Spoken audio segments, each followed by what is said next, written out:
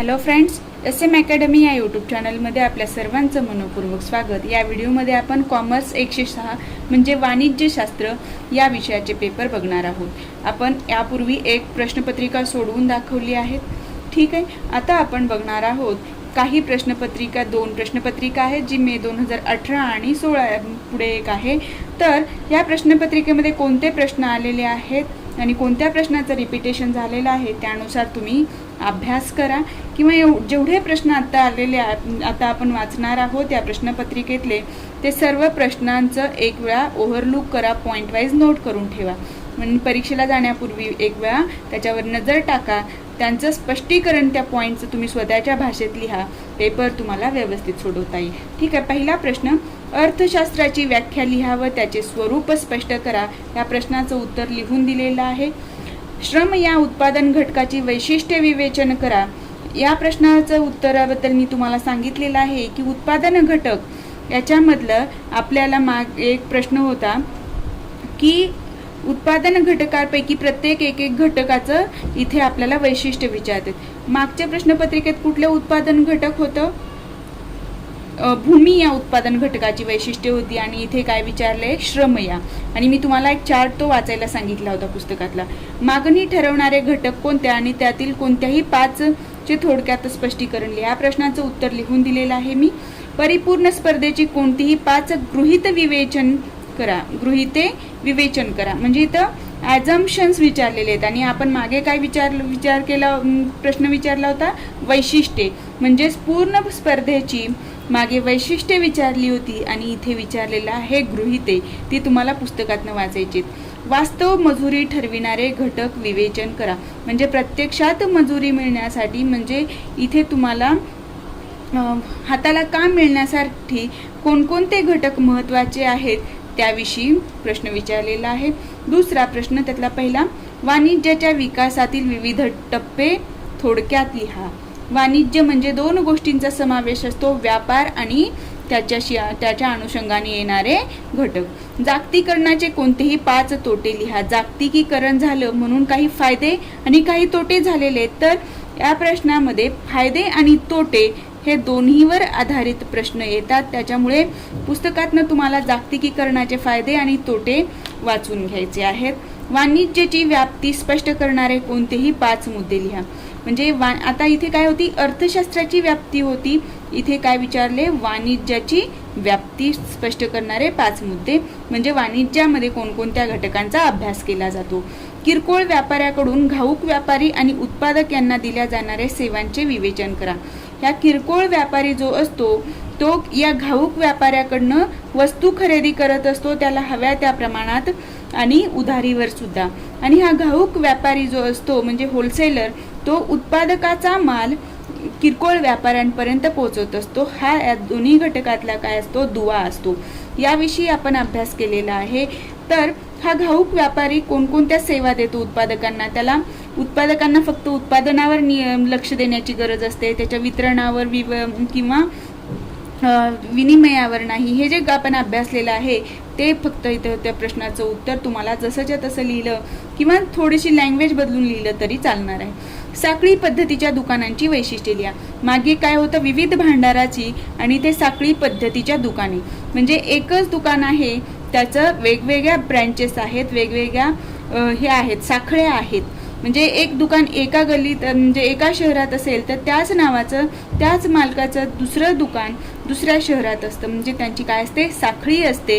त्या साखळी दुकानाची वैशिष्ट्ये कोणती ते विचारलेलं आहे, ठीक आहे। आता पुढचा प्रश्न आहे तिसरा, ज्यामध्ये प्रश्न आहे पहिला त्यातला, टपाल व्यापारगृहाला या व्यवसायातून होणारे फायदे विवेचन करा।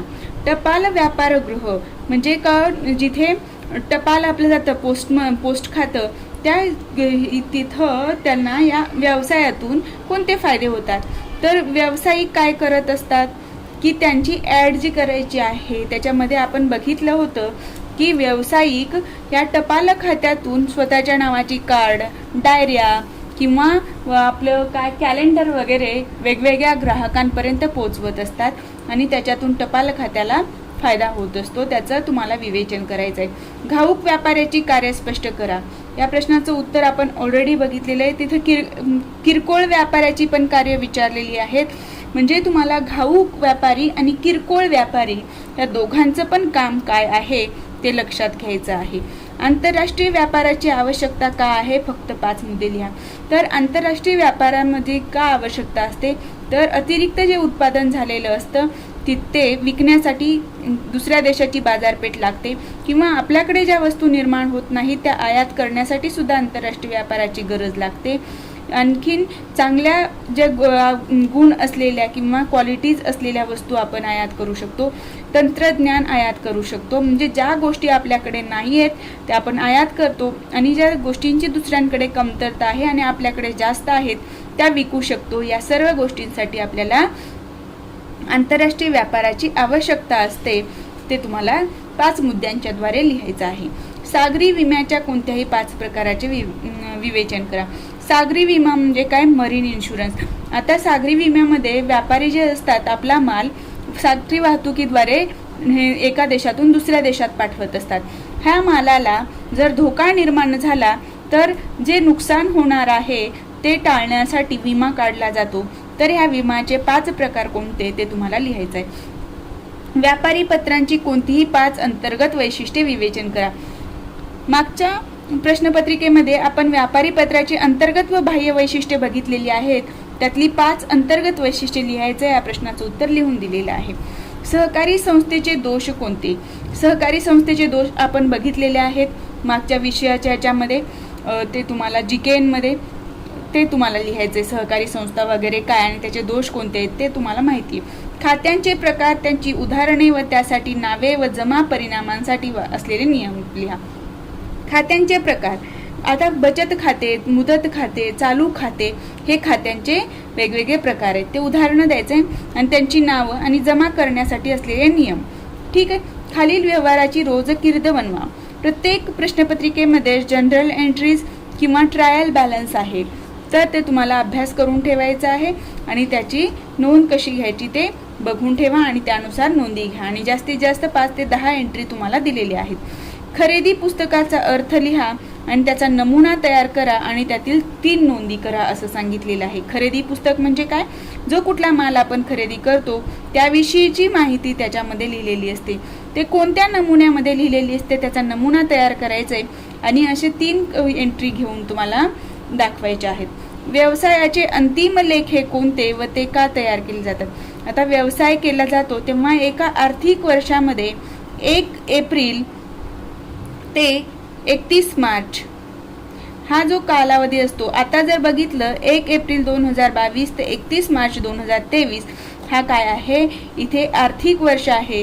ह्या वर्षामध्ये जे काही व्यवसाय झालेला आहे त्याचे अंतिम लेखे तयार केले जातात.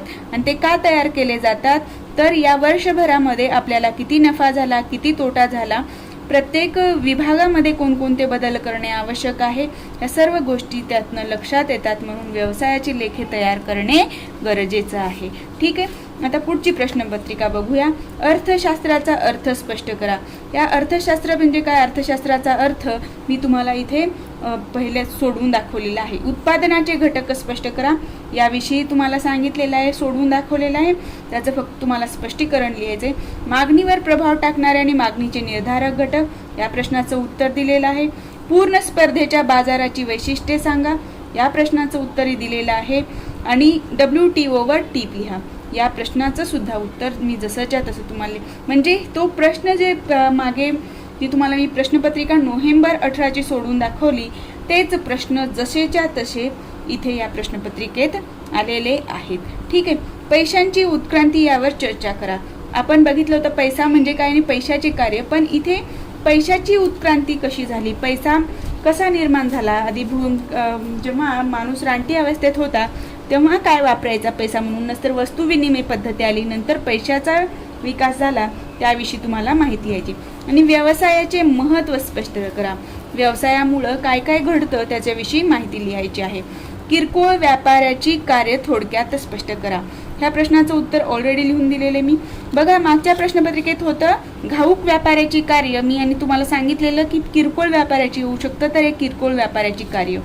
टपाल व्यापार गृहाची वैशिष्ट्ये स्पष्ट करा. टपाल व्यापारगृहाचा व्यवसायात कसा फायदा होतो ते विचारलं होतं आणि इथे टपाल व्यापारगृहाची वैशिष्ट्ये विचारलेली आहेत. म्हणजे टपाल व्यापारगृहाविषयी तुम्हाला अभ्यास करायचा आहे. आता इथे प्रश्न आहे घाऊक व्यापारी आणि किरकोळ व्यापारी याच्यातला फरक स्पष्ट करा. तर या प्रश्नाचं उत्तर सुद्धा तुम्हाला आतापर्यंत आपण घाऊक व्यापारी आणि किरकोळ व्यापारी याचा अभ्यास केलेला आहे. मी उत्तर सोडून दाखवताना जे सोडून दिले त्याच्यामध्ये माहिती दिली त्यातला वेगळेपण फक्त तुम्हाला इथे चार्टद्वारे लिहायचं आहे. ठीक आहे. पुढचा प्रश्न पुढील संज्ञा स्पष्ट करा. आयात, निर्यात आणि पुनर्निर्यात ह्या ज्या संकल्पना आहेत त्याविषयी तुम्हाला माहिती लिहायची. आयात म्हणजे काय? दुसऱ्या देशातून माल व सेवांची खरेदी करणे. निर्यात म्हणजे काय? आपल्या देशात निर्माण होणाऱ्या वस्तू व सेवांचा विक्री करणे. आणि पुनर्निर्यात म्हणजे एखाद्या देशातून आपण आधी आयात करतो आणि परत काय करतो, त्या मालावर प्रक्रिया करून तो माल परत दुसऱ्या देशाला विकतो, तो काय असतो? पुनर्निर्यात असतो. ठीक आहे. वाहतुकीचे प्रकार स्पष्ट करा. वाहतुकीचे प्रकार मध्ये विमान वाहतूक, सागरी वाहतूक, रस्ते वाहतूक हे जे प्रकार आहेत त्याविषयी तुम्हाला माहिती लिहायचे. बँक म्हणजे काय आणि बँकांचे प्रकार स्पष्ट करा. बँक म्हणजे अशी एक संस्था ज्या ठिकाणी आपण पैशाच्या देवघेवीचे व्यवहार करतो. तर बँकांचे प्रकार काय आहेत? तर सरकारी बँका म्हणजे सार्वजनिक क्षेत्रातली बँका, खाजगी बँका हे प्रकार आहेत. परत त्याचे व्यापारी बँका आणि कृषीशी संबंधित बँका अशा प्रकार म्हणजे ते प्रकार तुम्हाला पुस्तकातले जसेच्या तसे लिहायचे आहेत आणि त्याचं स्पष्टीकरण द्यायचं आहे. व्यावसायिक पत्राच्या आराखड्यातील विविध तपशील स्पष्ट करा. व्यावसायिक पत्राबद्दल सतत आलेला आहे. व्यावसायिक पत्राची वैशिष्ट्ये विचारली होती. आता इथे काय विचारले? व्यावसायिक पत्राचा आराखड्याबद्दल विचारलेलं आहे. त्या आराखडा कसा असावा? आयकर कायद्यानुसार व्यक्ती या संकल्पनेची व्याख्या लिहा. इन्कम टॅक्सचा जो कायदा आहे त्याच्यामध्ये व्यक्ती कोणाला म्हटलेला आहे? फक्त इंडिव्हिज्युअल व्यक्तीला, एक वैयक्तिक व्यक्तीला, एखाद्या संस्थेला. HUF ला तिथे व्यक्ती म्हणून गणलं गेलेलं आहे. ते तुम्हाला इथे स्पष्ट करायचं आहे. HUF म्हणजे काय? Hindu undivided family. म्हणजे फॅमिलीतले जे सर्व लोक मिळून एखादा व्यवसाय सुरू केले तर ती संस्था जी आहे HUF संस्था ती सुद्धा आयकर कायद्यानुसार व्यक्ती बनते. एखादी कंपनी आहे तर त्या कंपनीचं सुद्धा तुम्हाला इन्कम टॅक्स भरावा लागतो. त्या ठिकाणी ती कंपनी काय बनते? व्यक्ती बनते. आपण स्वतः एकटा व्यक्ती सुद्धा हा व्यक्ती बनतो. ठीक आहे. तर चौथा प्रश्न आहे सहकार संस्थेची वैशिष्ट्ये स्पष्ट करा. या प्रश्नाचं उत्तर मागे मी GKN मध्ये सांगितलेलं आहे ते तसंच्या तसं लिहा. हिशोबशास्त्राची मूल तत्वे स्पष्ट करा. पुस्तकातनं हे वाचून घ्या. रोजकीर्त व्यवहाराची नोंद कशी पूर्ण करावी हा प्रश्न परत रिपीट झालेला आहे. आणि दुय्यम पुस्तकांचे प्रकार स्पष्ट करा. ह्या प्रश्नाचं पण रिपिटेशन झालेलं आहे. आणि हे जे आहे त्याच्यामधून काय सांगितलेलं आहे? तेरीज तयार करा. म्हणजे काय आहे? इथे तुम्हाला एंट्री करायची आहे. ट्रायल बॅलन्स इथे बनवायचं आहे. ठीक आहे. ह्या एंट्रीज आहेत. मग इकडे लायबिलिटी म्हणजे त्याचं देय काय म्हणू शकतो आपण? लायबिलिटी आणि म्हणजे आपण काय म्हणू शकतो? दुसऱ्यांचं देणं असणारा आणि येणं हे जे घटक आहेत दोन भाग केले जातात. त्यानुसार याची रचना करायची आहे आणि तिथे तुम्हाला तेरीज, ट्रायल बॅलन्स, परत नोंद कशी घ्यायची आहे जर्नलमध्ये, त्या गोष्टी तुम्हाला पुस्तकातनं अभ्यास करायच्या आहेत. तेच प्रश्न परत परत रिपीट झालेले आहेत. आणि एवढे जरी प्रश्न तुम्ही केलात म्हणजे जवळपास तुमच्याकडे 20 2 40 आणि दुसऱ्या एका प्रश्नपत्रिकेतले मी सोडवून दाखवलेले तिथेच 20 प्रश्न असे 60 प्रश्न आहेत. तेवढे प्रश्न तुम्ही परीक्षेला जाण्याआधी पॉईंट टू पॉईंट बघून घ्या आणि त्यानुसार उत्तरं लिहा. ठीक आहे. आज आपण इथेच थांबूया. तुम्हाला जर माझा हा व्हिडिओ आवडला असेल तर व्हिडिओला लाईक करा. चॅनलवर नवीन असाल तर चॅनलला सबस्क्राईब करायला विसरू नका.